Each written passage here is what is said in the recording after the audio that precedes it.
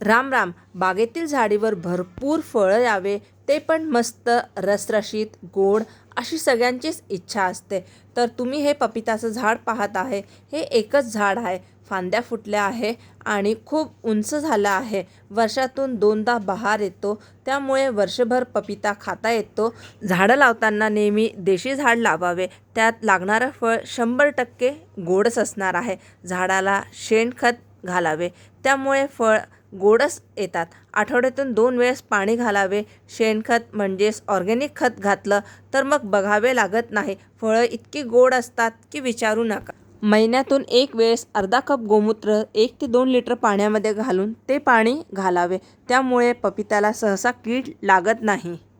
चहा करून झाल्यानंतर उरलेली चहा पावडर आपल्याला झाडाला घालायची आहे. त्यानंतर भाजीपाला धुतलेलं असं पाणीसुद्धा तुम्ही घालू शकता. हे देखील उत्तम खतचं काम करतं.